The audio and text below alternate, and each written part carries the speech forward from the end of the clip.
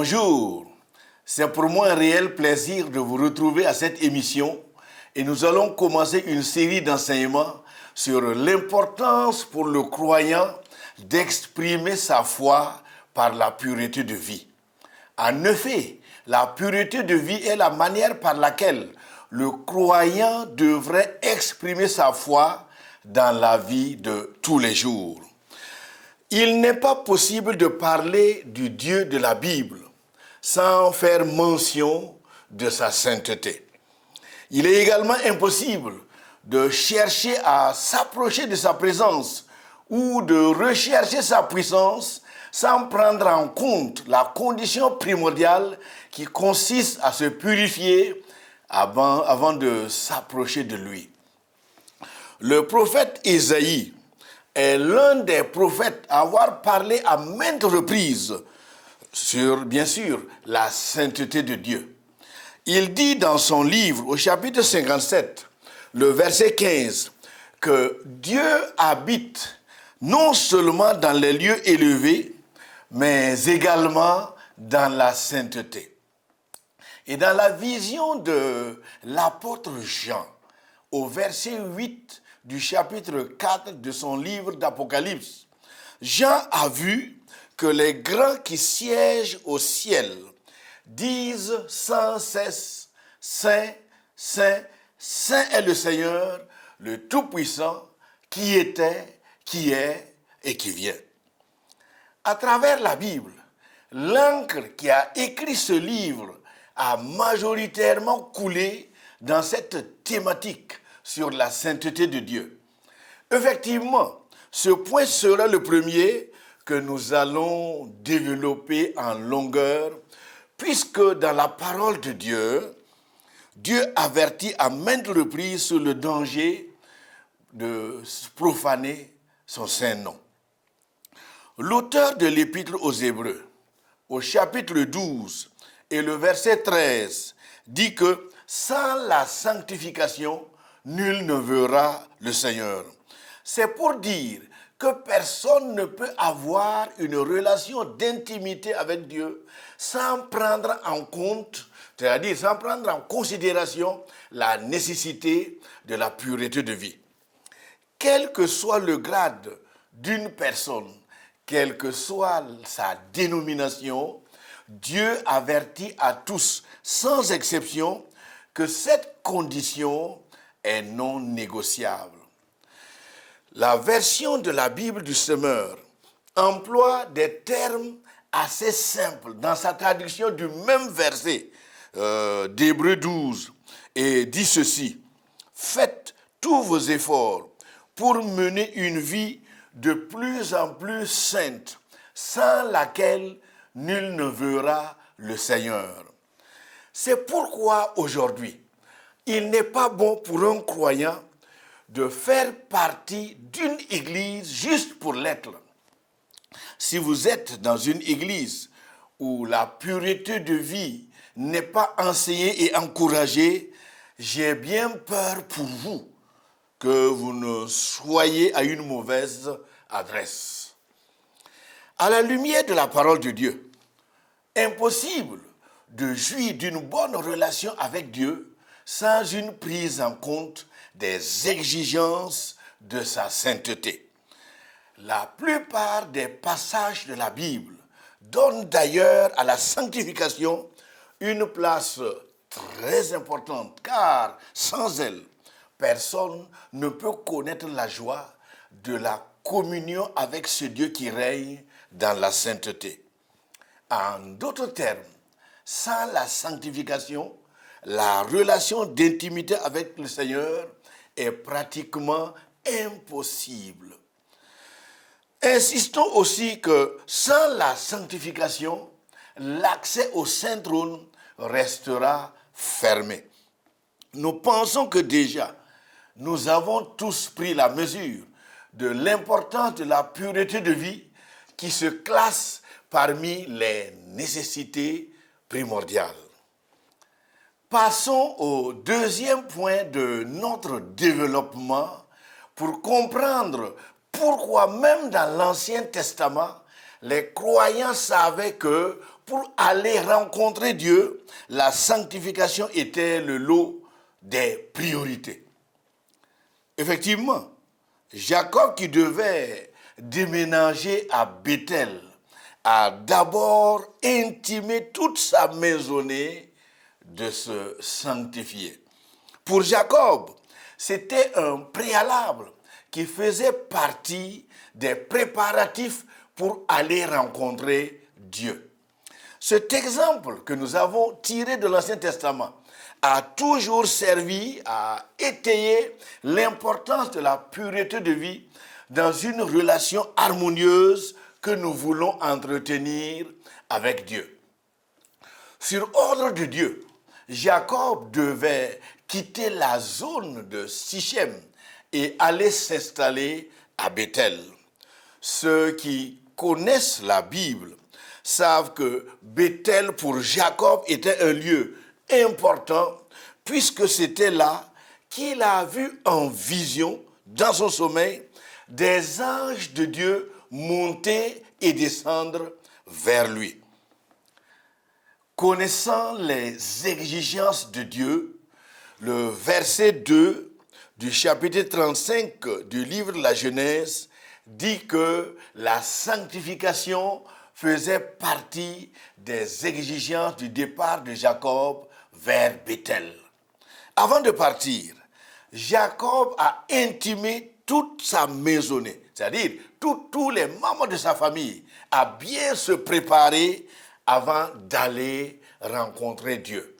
Il a donc sommé toute sa maisonnée en ces termes: enlevez les dieux étrangers. Puis il leur dit: purifiez-vous. Et il les enjoint même de changer de vêtements. Alors, si Jacob avait exigé le changement de vêtements, cette exigence doit aussi être prise en considération par chacun de nous aujourd'hui.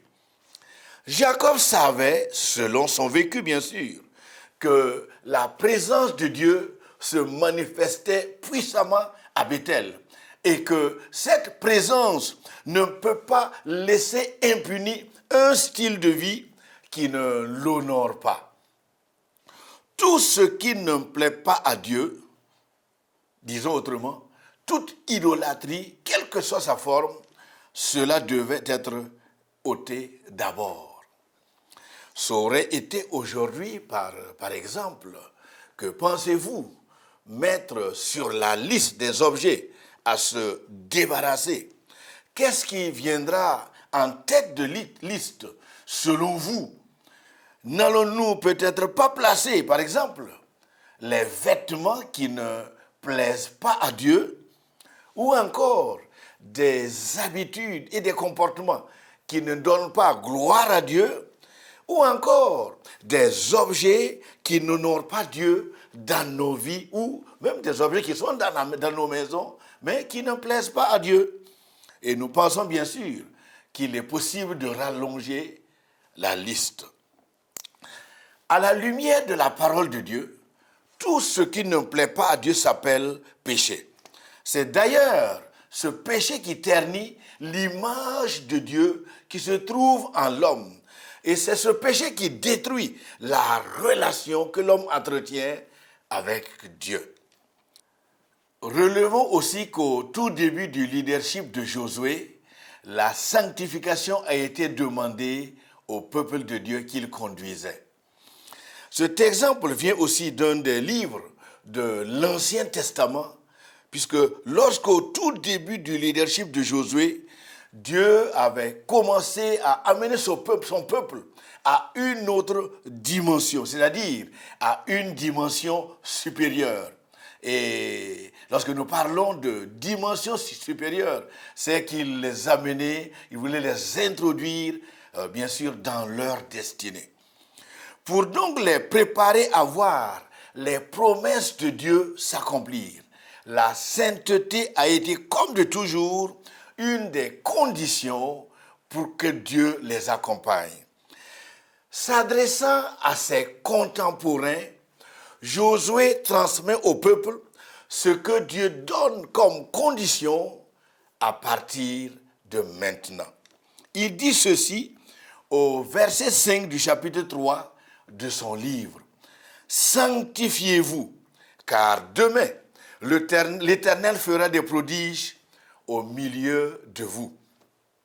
Dieu voulait faire comprendre à Josué et bien sûr au peuple qu'il conduisait qu'ils sont désormais aux portes de leur destinée, c'est-à-dire à l'entrée d'une zone de bénédiction.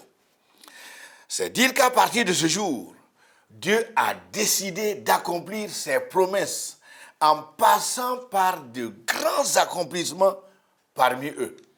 Bien sûr, en d'autres termes, c'était le temps de l'accomplissement de leurs rêves. C'était le moment où chacun allait oublier enfin la traversée du désert et renouer avec de grandes victoires et bien sûr avec de grandes bénédictions.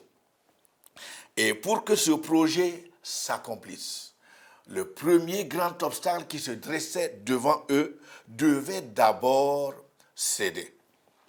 Et c'était le Jourdain, un obstacle qu'il fallait franchir pour s'approprier des promesses de Dieu. Et comme cette traversée n'était pas possible sans l'intervention de Dieu, respecter ses exigences, c'est-à-dire les exigences de sa sainteté, était bien sûr une condition indispensable. Et à la lumière de la parole de Dieu, il n'est pas possible pour ce Dieu saint de cheminer avec des gens qui font fi de sa sainteté. En d'autres termes, la responsabilité de Josué était de rappeler à tout le monde que la condition sine qua non pour jouir de l'accompagnement de Dieu était de se séparer de tout ce qui rivalise avec Dieu, bien sûr, dans leur vie. Et il fallait aussi abandonner des pratiques qui ne l'honorent pas. Passons au point 3 sur l'impossibilité de voir Dieu sans une vie de pureté. Tout bon lecteur de la Bible sait que la sanctification a toujours été un sujet qui retentit tout au long de la Bible, dans tous les livres de la Bible. Et surtout, un principe imposé à tous, sans exception. Tous les amis de Dieu se sont soumis à cette exigence de Lévitique 11, le verset 44 que je résume. Soyez saints, car je suis saint. S'adressant à ses lecteurs dans sa première épître, au premier chapitre, les versets 15 et 16, Pierre dit à ses lecteurs presque la même chose. Lisons ce texte. Comme celui qui vous a appelé est saint, soyez saints dans toute votre conduite. En effet, il est écrit, vous serez saints, car moi, je suis saint. Il est bien pour chacun de considérer que le choix de cette thématique n'est pas le produit d'un hasard, puisque le chrétien d'aujourd'hui doit admettre avec certitude que dans la Bible, la foi du croyant s'est toujours exprimée par une vie menée dans la sainteté. La sanctification a toujours été l'expression de la foi pour toute personne ou de tous les peuples qui ont choisi de marcher paisiblement avec Dieu. Il n'est donc pas possible pour les croyants de notre génération de se soustraire à cette exigence et faire exception. Les croyants de notre génération ont besoin de comprendre qu'une différence existe entre l'obtention du salut en Jésus et la marche paisible dans la présence de Dieu. La recommandation qui a été donnée à Josué ne concernait donc pas ceux qui sont en dehors de la bergerie, c'est-à-dire celui qui n'a pas encore connu Dieu. Ce commandement n'est donné qu'à ceux et à celles qui appartiennent déjà à Dieu. Autrement dit, ceux qui n'ont pas encore donné leur vie à Jésus ne sont donc pas concernés.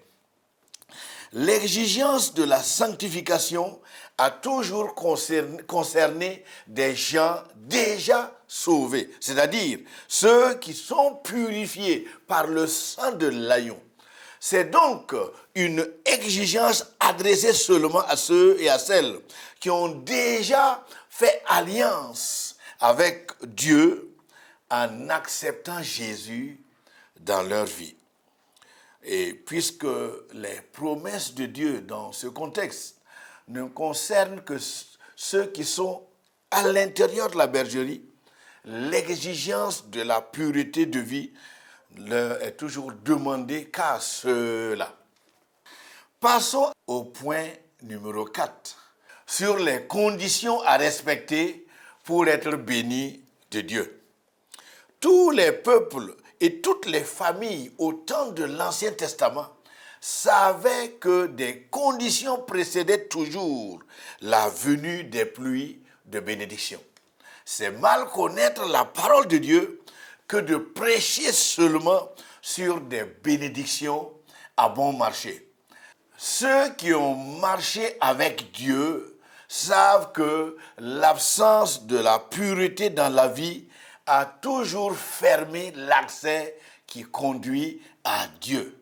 Et cette absence de pureté a aussi toujours bouché les canaux qui apportent les bénédictions de Dieu. Si Josué avait la possibilité de revenir dans notre génération aujourd'hui, ne dira-t-il pas à quiconque veut l'entendre que le péché d'une seule personne, c'est-à-dire le péché d'Akan, a humilié tout son peuple? Si le roi Saül avait aussi la possibilité de venir aujourd'hui nous prodiguer des conseils, il va certainement insister sur la nécessité de faire très attention avec ce qu'on appelle le péché. Parce qu'il rétrograde toute personne, même celui qui est élevé en dignité. Effectivement, Saül avait perdu la royauté du fait d'avoir aimé ce que Dieu n'aime pas. D'autres personnes diront à l'unisson que le péché a toujours tué la relation que l'homme entretient avec son Dieu. Et pire, il ferme les vannes qui apportent les bénédictions de Dieu. Le psalmiste a donc raison de dire au psaume 18, versets 23 à 25 que nous lisons. Toutes ces règles ont été devant moi et je ne me suis pas écarté de ses prescriptions. J'ai été intègre envers lui et je me suis tenu en garde contre mon péché. Et il poursuit encore en ces termes. Alors, l'Éternel m'a traité conformément à ma justice, à la pureté qu'il a vue sur mes mains. Puis, au verset 26 à 28, il ajoute encore ceci. Avec celui qui est fidèle, tu te montres fidèle. Avec l'homme intègre, tu agis avec intégrité. Avec celui qui est pur, tu te montres pur. Et avec l'homme faux, tu te montres habile. Tu sauves le peuple qui s'humilie et tu abaisses les regards hautains. Tout étudiant de la Bible va de sitôt faire le constat que les croyants de toutes les générations qui se sont pliés à cette exigence du besoin de pureté ont vu Dieu les accompagner. Dieu est devenu leur ami et son soutien ne leur a jamais fait défaut. C'est ce qui explique l'importance de toujours faire attention à l'indifférence au péché. Tout croyant qui a connu Jésus a besoin d'entendre ces paroles, puisqu'elles permettront de ne pas se laisser emporter par, bien sûr, l'indifférence au péché. Ajoutons aussi qu'il n'est pas bon de voir la tolérance au péché figurer dans la vie du croyant. Le croyant est donc encouragé, surtout nous qui aimons le Seigneur Jésus, à encourager à activer le principe de la vie nouvelle. Et c'est cette activation qui va naturellement arrêter aussi la nature charnelle qui, bien sûr, aime se manifester. Il est toujours bien de garder à l'esprit que c'est le péché qui a toujours éloigné le croyant de la présence de son Dieu. Josué et son peuple sont donc les mieux placés pour interpeller quiconque que vivre dans le péché a toujours eu des conséquences graves. Le chrétien est sauvé par grâce, mais une fois sauvé, la foi de ce chrétien devrait s'exprimer par une vie de sanctification. Initialement, il est purifié par grâce, mais dans sa marche avec Jésus, il n'y a pas d'autres exigences que celles, bien sûr, de la pureté de vie. Reconnaissons donc que le renoncement au mal est l'étape indispensable pour renouer avec de bonnes relations que l'homme peut entretenir avec Dieu. Nous pensons qu'à partir de là, chacun a trouvé les réponses aux questions qu'il aime se poser parfois. Des questions comme celle-ci. Pourquoi Dieu n'accomplit plus de grandes choses au sein de certaines églises? Ou encore une autre question. Pourquoi Dieu n'exauce plus toutes les prières? On peut encore ajouter une troisième question de savoir pourquoi les promesses de Dieu de pourvoir aux besoins de ses enfants s'accomplissent aujourd'hui à peine. Écoutez, depuis l'Antiquité, la réponse a toujours été la même.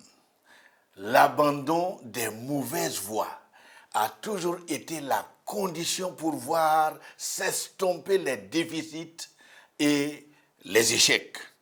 À tous ceux et celles qui ont la croix pour bannière dans leur vie, Dieu met à nouveau sur la table la nécessité d'abandonner les mauvaises voies, condition sine qua non, pour revoir la puissance de Dieu se manifester à nouveau parmi nous. Pourquoi les habitudes qui n'honorent pas Dieu sont-elles devenues monnaie courante parmi ceux et celles qui aujourd'hui confessent le nom du Seigneur Jésus? Quelle relation y a-t-il entre la lumière et les ténèbres? Quel lien y a-t-il entre les idoles, les sciences occultes et le peuple de Dieu? La Bible dit que vous êtes le temple de Dieu. Donc, nous sommes le temple de Dieu. Et c'est ce que disait l'apôtre Paul aux croyants de la ville de l'église de Corinthe. Pour Paul, qui dit temple de Dieu, parle de vie dans la sainteté. Le chrétien qui veut développer une relation paisible avec le Seigneur a besoin de savoir qu'à la lumière de la parole de Dieu, les croyants ont toujours exprimé leur foi par une vie de pureté. Venons maintenant au dernier point qui va concerner les bienfaits de l'obéissance à cette exigence de Dieu. Disons d'emblée que lorsqu'un croyant prend en compte cette exigence de sainteté dans sa vie, surtout que c'est un attribut qui caractérise Dieu lui-même, l'accompagnement de Dieu dans son quotidien ne lui fait plus défaut. Il fait de cette personne son ami personnel. Et généralement, la présence de Dieu gère désormais sa vie et mieux. Il convertit les obstacles que cette personne rencontre et lui permet d'aller plus loin, comme si ces obstacles étaient des tremblins qui le propulsent plus haut. Si nous considérons la parole de Dieu adressée à Josué, Josué dira à tous qu'avant de prendre le leadership et conduire le peuple dans la terre promise, ils avaient ensemble connu beaucoup d'interventions miraculeuses de la part de Dieu. Mais lorsqu'il fut positionné en leader, Dieu commence par cette exigence et lui demande de se sanctifier d'abord et d'inviter aussi le peuple à se sanctifier. Une bonne lecture de notre texte de base dit bien que la raison a été donnée. Parce que Dieu était sur le point de les amener à une autre dimension. Jouir de cette grâce va demander beaucoup plus de sa présence. Et à cet effet, la sanctification du peuple est nécessaire pour lui donner envie de demeurer avec eux et de les accompagner. Tout bon étudiant de la Bible connaît bien sûr le livre de Josué.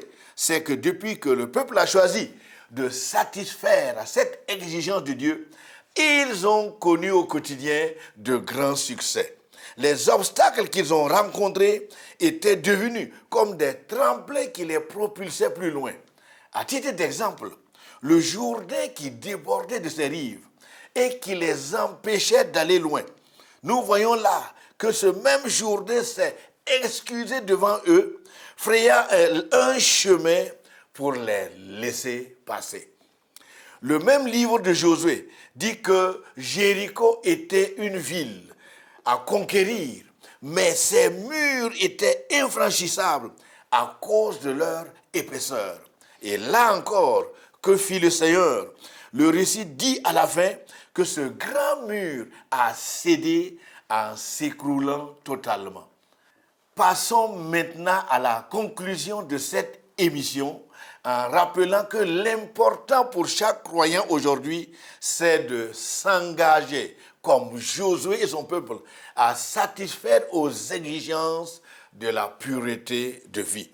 Si cette recommandation devient un des piliers de votre vie, la vie chrétienne sera à nouveau récompensée d'exaucements extraordinaires et bien sûr de réponses inexplicables scientifiquement. Parce que chaque défi deviendra comme un tremplin qui permet d'aller plus loin. Retenons aussi que pour voir de profonds changements dans nos vies, dans nos familles, prendre en compte ce que Dieu a demandé à Josué n'est pas à négliger. À tous ceux et celles qui ont, bien sûr, comme nous l'avons dit tout à l'heure, tous ceux et celles qui ont la croix pour bannière, Dieu met à nouveau sur la table la nécessité d'abandonner les mauvaises voies. C'est bien sûr une condition nécessaire pour voir la puissance de Dieu agir à nouveau dans nos vies et dans nos familles. Il est donc nécessaire pour chacun de prendre en compte ce besoin si nous voulons rompre avec le christianisme au rabais qui tend malheureusement aujourd'hui à se généraliser. Le chrétien qui veut développer une relation harmonieuse avec le Seigneur Jésus a besoin de savoir qu'à la lumière de la parole de Dieu, les croyants de toutes les générations ont toujours exprimé leur foi par une pureté de vie. Bon courage à tous et à bientôt à notre prochaine émission. Alors, si cette émission vous a fait du bien, nous vous invitons à vous abonner et en partageant le lien avec vos amis et que Dieu vous bénisse.